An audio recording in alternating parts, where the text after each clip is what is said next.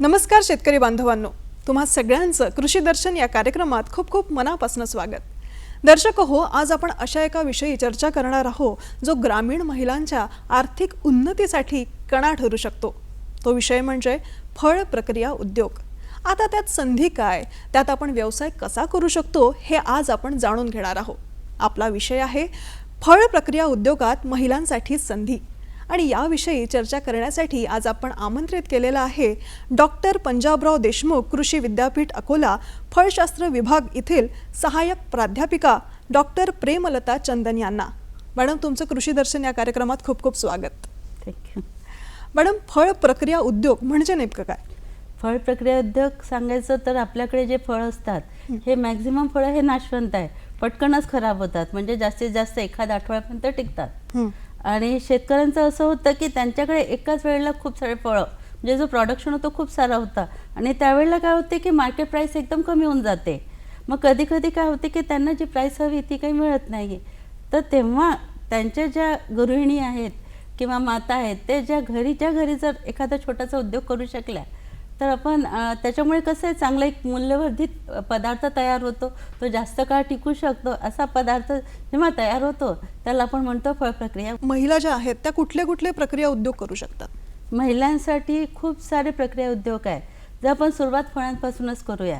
जर आपण फळं घेतले तर फळं हे 12 महिने अवेलेबल आहेत, आणि आपल्या इथे तर इतकं छान आहे भारतात की वेगवेगळे सीझन आहे, हिवाळा आहे, उन्हाळा आहे, पावसाळा आहे, आणि प्रत्येक ऋतूचे फळं वेगवेगळे आहेत. सपोज आता आपला उन्हाळा आहे, उन्हाळ्यात आपल्याकडे आता आंबा खूप आहे. आता सध्या कच्च्या केरी पण आहे, पिकलेले आंबे पण आहे. तर जर कच्चीच केरी घेतली तर आता कच्च्या केरीचे प्रीमिक्स मिळतात. ती गृहिणी घरी प्रीमिक्स बनवू शकते, त्याच्यानंतर पन्नं बनवू शकते, कैरीचं लोणचं करू शकते ती, त्याच्यानंतर आपण त्याच्यापासून जाम बनवू शकतो. असे वेगवेगळे पदार्थ आंब्यापासून आहे. इवन खूप जास्त पिकलेले आंबे जर जास्त प्रमाणात तुमच्याकडे असेल तर त्याचा आपण पल्प काढून कोल्ड स्टोरेजला ठेवू शकतो आणि वर्षभर म्हणजे वापरू शकतो. हे झालं फळांचं. त्याच्यानंतर भाजीपालामध्ये पण आपल्याकडे खूप सारे भाजीपाला आहेत. जसं सगळ्यात जास्त म्हटलं तर टोमॅटो. सगळ्यात जास्त प्रॉडक्ट आपल्याकडे टोमॅटोचे आहेत, आणि ते अगदी नाशवंत आहे. तुम्हाला माहिती आहे की फार पटकन खराब होतात, आणि कधी कधी कसं आहे ते इतके स्वस्त असतात की 10 रुपये किलो पण भेटून जातात. म्हणजे भाव नसतो, तर शेतकरी तसंच टाकून देतो रस्त्यावर. पण त्याच्यापासून जर आपण मूल्यवर्धित पदार्थ केले तर तुम्ही वर्षभर सप्लाय करू शकता आणि त्यातून तुम्हाला नफा मिळतो. जर आपण टोमॅटो घेतले तर त्याचं पण केचप सॉस करू शकतो, प्रीमिक्स, त्याची पण पावडर करून आपण बाहेर इंडस्ट्रीला जे आपण B2B म्हणतो किंवा कंपनीजला द्यायचं ते आपण बनवू शकतो. त्याच्यानंतर आपण घरच्या घरी हळद लावतो, आलं लावतो, हळदीची पावडर, हळदीचं लोणचं, इवन ज्या भाज्या आहेत आता नाही भेटत कधी कधी मार्केटला प्राईस, मग आपण ते घरच्या घरी वाळून पॅक करून आपण जेव्हा ऑफ सीझन वापरू शकतो भाजीपालामध्ये. त्याच्यानंतर फुले. आता काय आहे, कमर्शियली बरेच जण फुलं घेतात, आणि फुलांपासून पण प्रोसेसिंग होते, बऱ्याच जणांना माहीत नाही आहे. सपोज आता फुलांचे कलर्स विविध असतात, वेगवेगळ्या कलरचे सुंदर कलर्स असतात. तर आता पण जे होळीचे कलर्स घेतो ते आर्टिफिशियल असतात आणि आपल्या स्किनसाठी घातक, तर त्यापासून आपण नॅचरल कलर बनवू शकतो, आणि जर ते नॅचरल कलर राहिलं तर आपल्या स्किनसाठी पण चांगले असतात. आणि त्याच्यानंतर गुलाब पण आपल्याकडे प्रोडक्शन भरपूर आहे. साऊथला बघाल तर जो आपण डोमेस्टिक गुलाब म्हणतो तो भरपूर, तर त्यापासून आपण गुलकंद बनवू शकतो. आणि त्यानंतर आता जे डेकोरेशन्स आहेत, आता बरेचशा मॅरेजचे जे डेकोरेशन आहे, काही ठिकाणी फ्लॉवर्स अवेलेबल नसतात, तर ड्राय फ्लॉवर्सचं पण आपण डेकोरेशन त्यामध्ये करू शकतो. अच्छा. हां. आणि त्याच्यानंतर तुम्ही परफ्यूम, इसेन्स हे पण आपण त्यापासून बनवू शकतो. हे कृषीवर आधारित झाले.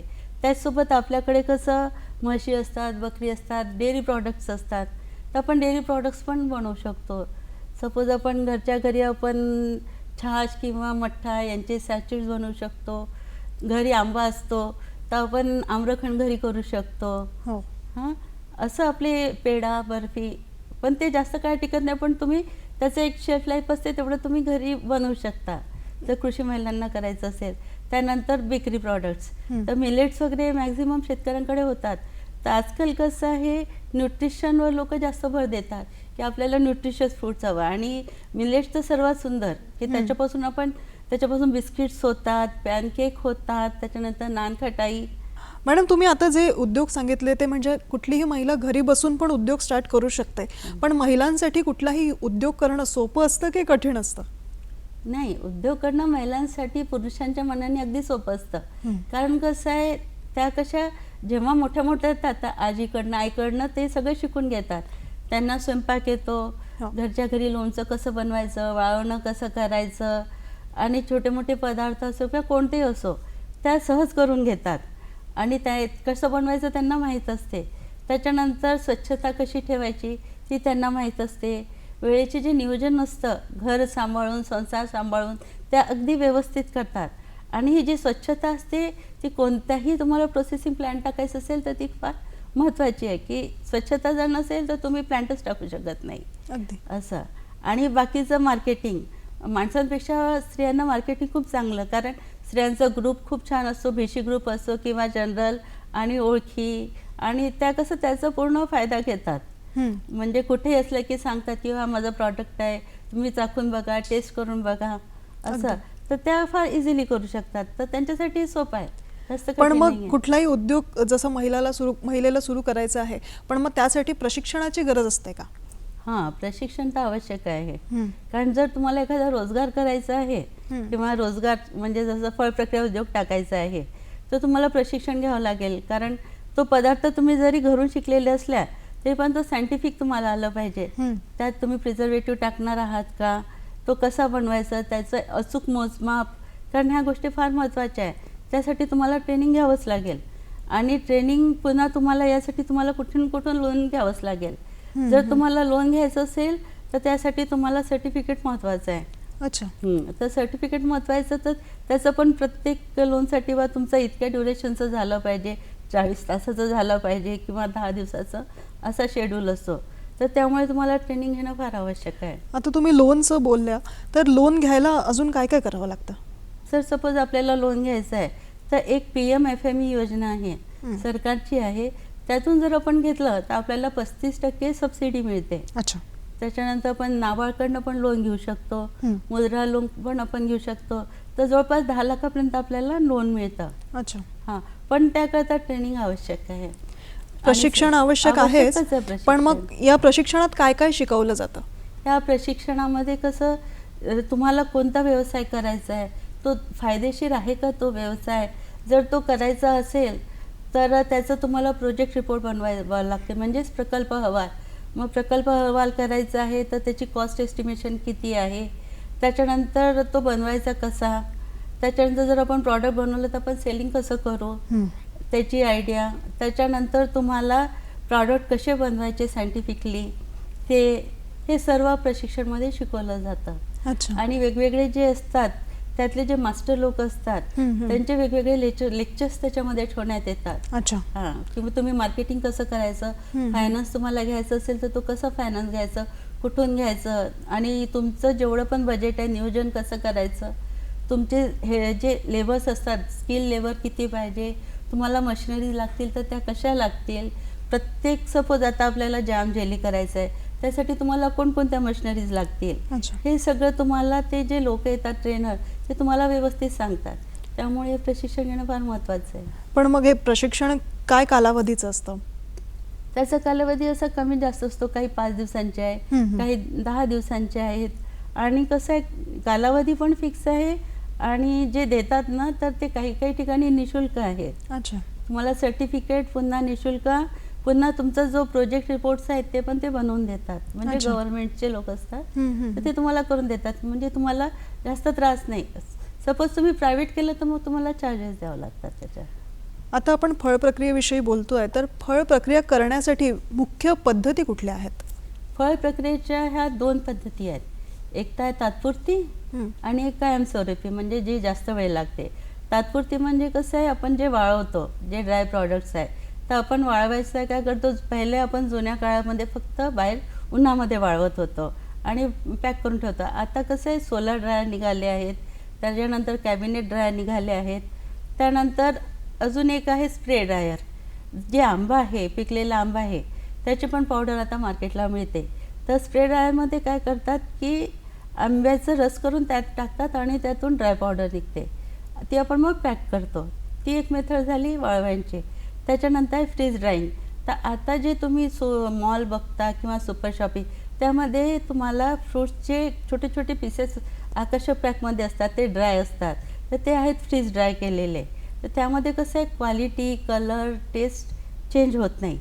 त्यानंतर आपण सपोज फक्त फ्रेश म्हणजे फळं आणायचे, स्वच्छ करायची, कापायची, आकर्षक पॅकिंगमध्ये विक्रीला ठेवायची, पण त्याची शेल्फ लाईफ कमी असते. हे झाले तात्पुरते. आणि त्याच्यानंतर जे दीर्घकालीन आहे, त्यामध्ये आपल्याला एक येतं पाश्चरायझेशन. पाश्चरायझेशनमध्ये काय करतो आपण, रस वगैरे किंवा ज्यूस जो बनवतो तो एक विशिष्ट तापमानापर्यंत उकळतो, पॅक करतो असं. त्याच्यामध्ये आहे डीप फ्रीजिंग. डीप फ्रीजिंगमध्ये अगदी मायनसमध्ये -40 किंवा -50ला आपण प्रॉडक्ट ठेवतो आणि नंतर मग आपण तो वापरतो.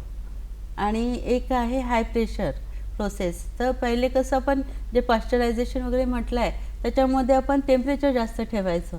तर हाय प्रेशर प्रोसेसिंगमध्ये काय करतो आपण, टेम्परेचरच्या जागी जास्त दाब देतो. त्याच्यामुळे काय होतात की सगळे जीवाणू त्यातले मरतात आणि पदार्थ जास्त काळ टिकून राहतो. अशा वेगवेगळ्या पद्धती आहेत. पण मग फळ प्रक्रिया उद्योग एकाच युनिटमध्ये आपण वर्षभर करू शकतो का? हो, आरामशी करू शकतो. अच्छा. एकतर कसं आहे, एक तर आपण जेव्हा आपण सीझन आहे, खूप फळ असले, त्याचा पल्प काढून त्याचं घर आपण वर्षभर डीप फ्रीजमध्ये कमी तापमानाला ठेवू शकतो. किंवा आपण काय करू शकतो की प्रत्येक फळ सीझनल आहे, तर आपण त्याचा एक वर्षभराचा कॅलेंडर तयार करू शकतो की आता सपोज आता उन्हाळा आहे, उन्हाळ्यामध्ये आता आंबे भरपूर आहेत, तर आंब्याचे पण सगळे पदार्थ जे मी तुम्हाला आधी सांगितले, तर सगळे पदार्थ आपण आंब्याचे करू शकतो. आणि आंबा जसा संपत येतो तसंच जांभळं येतात मार्केटला. मग जांभळाची पण खूप डिमांड आहे, कारण जांभूळ मेडिसिनल उपयोग खूप आहे जांभळाचा. बियाची पावडर तर सगळ्या आयुर्वेदिक शॉपला मिळते, तर बियापासून आपण पावडर करू शकतो. जो जांभूळ आहे त्याचं सिरप आपण बनवू शकतो. त्याची ड्राय पावडरला खूप मागणी आहे आणि ती ड्राय प्रॉडक्ट तुम्हाला चॉकलेट्स, बेकरी सगळ्या ठिकाणी होते. इव्हन त्याचं जर आपण पल्प काढलं तर त्यापासून चॉकलेट्स, जेली वगैरे बनवता येतं. तर आता पावसाळ्यात झाले आता जांभळं. जांभळानंतर आता पुढचं येतं करवंद येतात. त्याच्यानंतर फणस अवेलेबल असतो. तर करवंदापासून आपण जेली बनवू शकतो, कॅन्डी बनवू शकतो. इव्हन करवंदाचं लोणचं खूप छान होतं. त्याच्यानंतर पुढे करवंद गेले की पुढचा सीझन येतो, पेरू असतात, आवळे असतात आणि सगळ्यात जास्त प्रोसेसिंग प्रॉडक्ट आवळ्याच्या मार्केटला आहे. तुम्ही कोणत्याही शॉपला जा, तुम्हाला आवळा कॅन्डी मिळते, आवळा सुपारी मिळते. त्यानंतर आवळ्याचा मुखवास आहे, आवळ्याचा मुरंबा आहे आणि आवळ्याची ड्राय पावडर, जी आयुर्वेदिक सगळ्या गोष्टींमध्ये आवळ्याची पावडर असते. नंतर पेरू असं आहे की मार्केटमध्ये खूप ग्लट होतो आणि खूप मोठ्या प्रमाणात पेरू असतो आणि त्याची शेल्फ लाईफ इतकी कमी आहे की पटकन खराब होत होतो. तर त्यापासून आपण चॉकलेट बनवू शकतो. त्याच्यानंतर त्याच्यापासून आपण जाम बनवू शकतो. त्याचं RTS खूप सुंदर लागतं. इवन तुम्ही कोणतंही एखादं RTS बनवायचं आहे त्यात मिक्स करू शकता. फ्रूट जॅममध्ये तुम्ही पेरू वापरू शकता आणि पेरूमध्ये खूप छान व्हिटॅमिन C आहे. नक्कीच आपण अजून याविषयी चर्चा करणार आहोत, पण तत्पूर्वी वेळ झाली एका छोट्याशा विश्रांतीची. दर्शक हो, तुम्ही कुठेही जाऊ नका, बघत रहा कृषी दर्शन.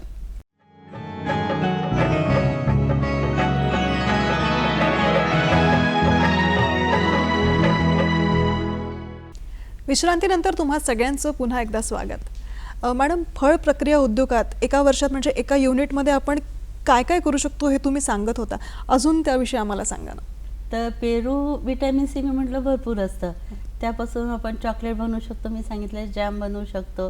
त्यानंतर आपण आवळा घेतलेला, आवळ्यातले आपण सगळे पदार्थ बघितले. त्यानंतर एक आहे पपई. तर पपईपासून आपण टुटी फ्रुटी बनवतो आणि मॅक्झिमम तुम्ही टुटी फ्रुटी तुम्हाला पान असेल, पानमध्ये असतं, बेकरी प्रॉडक्ट्स आहेत, बिस्किट, सगळ्या ठिकाणी तुम्हाला टुटी फ्रुटी ही लागतेच. त्यामुळे तुमच्या घरी कुठेही पपई असली तर ती कधीच वाया जात नाही. सपोज चिकू आहे, चिकूची पावडर तुम्ही वर्षभर वापरू शकता. त्याची पावडर करून वापरायची. अच्छा. हां, चिकूची पावडर बनवता येते. पण मग घरी जर कुठल्या महिलेला काही बनवायचं असेल तर त्याची काय प्रक्रिया असू शकते? महिलांना घरच्या घरी जे पण तुमच्या शेतात होतं, शेताच्या बांधावर होतं, त्यातूनच ते घरच्या घरी प्रोसेस प्रॉडक्ट बनवू शकतात, प्रक्रियायुक्त पदार्थ बनवू शकतात. जसं मी तुम्हाला पहिले आंबा सांगितलं. जर घरी केळी असतील तर केळीचे चिप्स ते बनवू शकतात. केळीच्या चिप्सला खूप डिमांड आहे. त्यानंतर केळीची पावडर बनवू शकतात. आणि खूप सोप्या प्रोसेस आहेत. जर तुम्हाला जॅम, जेली ह्या ज्या बनवायच्या आहेत किंवा चिप्स आहे किंवा लोणचं आहे, मेन त्यातलं घटक काय आहे? Suppose jam, jelly, marmalade, main घटक आहे साखर. त्याच्यानंतर मग जास्त काळ टिकायसाठी प्रिझर्वेटिव्ह हे मेन आहे. आणि त्याचं तापमान, त्याचं TSS किती असावं, बस हे जे आहे तुम्ही व्यवस्थित मेंटेन केलं, अचूक माप घेतलं, व्यवस्थित प्रॉडक्ट बनवलं तर तुमचं क्वालिटी चांगली राहते, सेल चांगला होतो. आता सपोज आपण म्हटलं की पेरूची टॉफी खूप सुंदर बनते. आणि पेरूच्या टॉफीला काय लागतं? एकतर याचा गर लागतो पेरूचा, त्याच्यानंतर साखर लागते, दूध पावडर लागते, बटर. बस घरच्या घरी आपल्या ह्या सगळ्या वस्तू असतात. पण आता तुम्ही म्हणाला की प्रिझर्वेटिव्ह टाकावे लागतात, तर मग ते कसं गरज ठरवायचं? पडली तर अच्छा. शक्यतोवर टाकायचेच नाही. हां. फारच गरज पडली तर पोटॅशियम मेटाबायसल्फाइड आणि सोडियम बेन्झोएट हे दोनच आहेत ॲप्रूव्ह. पण त्याचं पण फार कमी. 1 किलोला प्रत्येक प्रॉडक्टला फिक्स म्हणजे 1 ग्राम ते 5 ग्राम. अच्छा. ते FSIने जे फिक्स तुमचे जे रूल्स आहेत फूड्सचे त्याच्यानुसार ते टाकावं लागतात. शक्यतो आजकाल कसं नो प्रिझर्वेटिव्ह टाकलेलं असतं, यूज करत नाही. तर मग प्रिझर्वेटिव्हमध्ये आपण जे घरगुती यूज करतो जसं आपण आंब्याचं लोणचं, त्यामध्ये आपण प्रिझर्वेटिव्ह म्हणून काय तर मीठ टाकतो आणि तेल टाकतो. बस मिठाचं प्रमाण कसं त्याच्यामध्ये 15 ते 18%, जास्त मीठ नको. तेल म्हणजे लोणचं बुडेल तेवढंच पाहिजे, त्याच्यापेक्षा जास्त तेल नको. साखरेचं कसं आहे, जेव्हा आपण जॅम, जेली किंवा कोणते गोड पदार्थ बनवतो तेव्हा त्याचं प्रमाण 60%च्या वर असावं. अच्छा. हां, त्याच्यापेक्षा जर कमी राहिलं तर लवकर खराब होतात प्रॉडक्ट्स. त्याच्यामुळे आपल्याला ती काळजी घ्यावं लागतं. सपोज आपण गूळ घेतो तर गूळ चांगला हवा, जुना असेल तर त्यांनी जो प्रॉडक्ट बनेल तो खराब बनेल. असं आपल्याला घरच्या घरी बनवायचं असेल तर काळजी घ्यावं लागेल. जर आपण जाम जेली करत आहोत तर आपल्याला फळं कशी घ्यायची आहेत, तर जेव्हा आपण जेली करतो, जेलीसाठी आवश्यक असते पेक्टिन. तर जेली प्रत्येक फळाची होत नाही. तर आता पेक्टिन असलेले पदार्थ म्हणजे किंवा फळं कोणते तर आहे कवट. कवटमध्ये पेक्टिनचं प्रमाण चांगलं असतं. त्याच्यानंतर आवळ्यामध्ये नसतं. त्याच्यानंतर करवंदमध्ये असतं तर आणि पेरूमध्ये असतं. याच्यामध्ये पेक्टिन असतं तर आपण जेली खूप चांगली बनते. आणि बाकींमध्ये पेक्टिन कमी असतं तर आपण जाम बनवू शकतो. म्हणजे आपण स्वतः डिसाईड करू शकतो. तसंच आपल्या शेताच्या बांधावर बरेचदा सावलीसाठी आपण चिंचेचे झाडं लावतो. चिंच भरपूर येते आणि मग आपण ती तशीच ठेवून देतो. आपण ती व्यवस्थित काढून स्टोअर करून ठेवली. त्याचं पल्प आजकाल बरीच इंडस्ट्रीमध्ये डिमांड आहे आणि साऊथला तर पल्पची खूप डिमांड आहे. कारण मॅक्झिमम साऊथ इंडियन डिशेसला चिंच लागतंच. त्याच्यामुळे घरच्या घरी चिंच होते आणि ते झाड असं आहे की तुम्हाला जास्त काळजी नाही करावं लागत. एकदा लावलं की 50 ते 60 वर्ष त्या झाडाला बघावं नाही लागत. अच्छा. हां, तर बहुरूपी झाड आहे. तर आता पण बांधावर किंवा छोटे घरी छोटासा एखादा एरिया त्यात आपण टोमॅटो लावले तर टोमॅटोपासून आपण घरच्या घरी केचप बनवू शकतो, सॉस बनवू शकतो आणि विक्रीला ठेवू शकतो. नक्कीच आपण पुढे चर्चा करणारच आहोत, पण तत्पूर्वी वेळ झाली एका छोट्याशा विश्रांतीची. दर्शक हो, तुम्ही कुठेही जाऊ नका, बघत राहा कृषी दर्शन.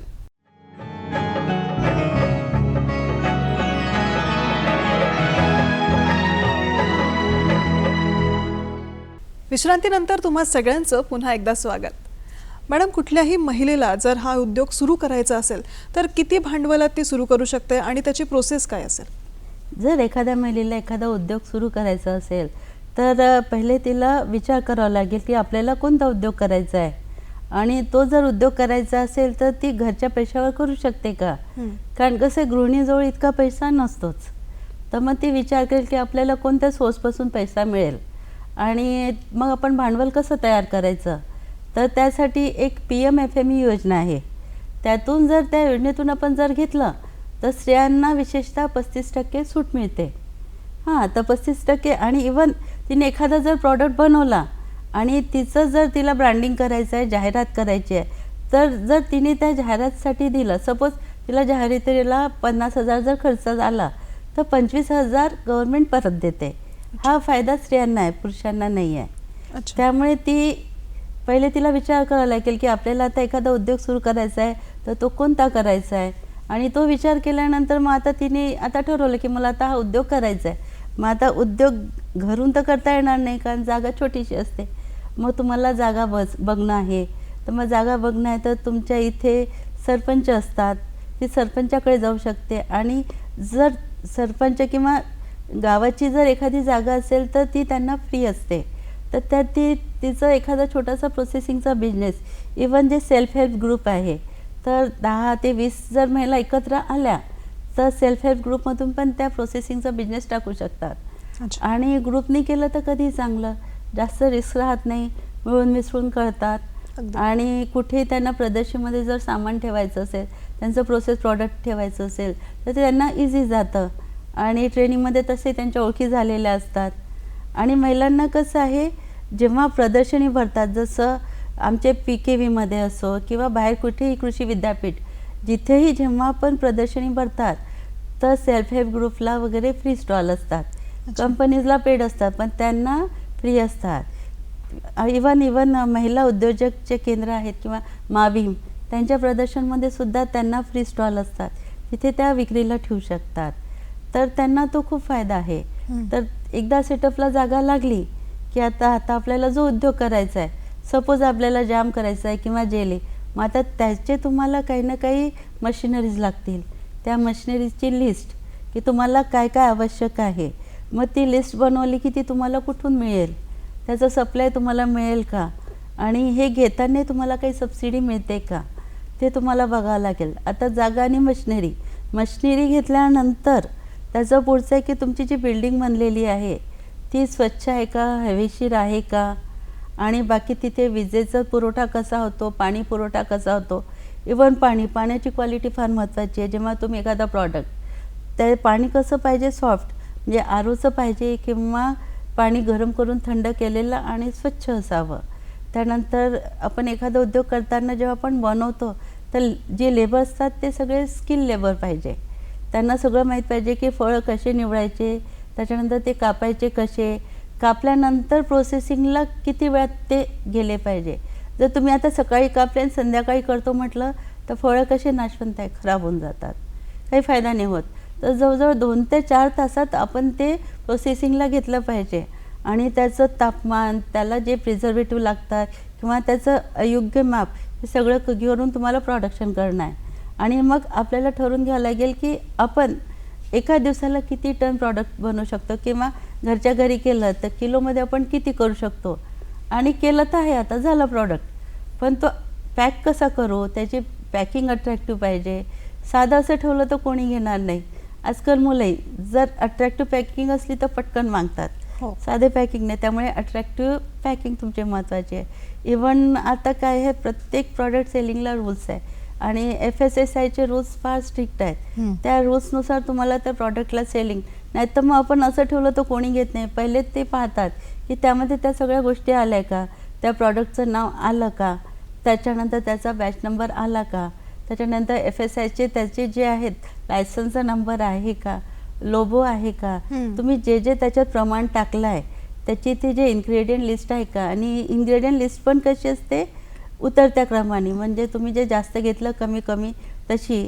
त्याच्यानंतर ते जेव्हा तुम्ही बनवलं त्याचं मॅन्युफॅक्चर किंवा पॅकिंग डेट, त्याच्यानंतर तुम्ही किती दिवसापर्यंत ते वापरावे, म्हणजे शेल्फ लाईफ, ह्या सगळ्या गोष्टी फार महत्त्वाच्या त्याच्यामध्ये येतात. नक्कीच मॅडम.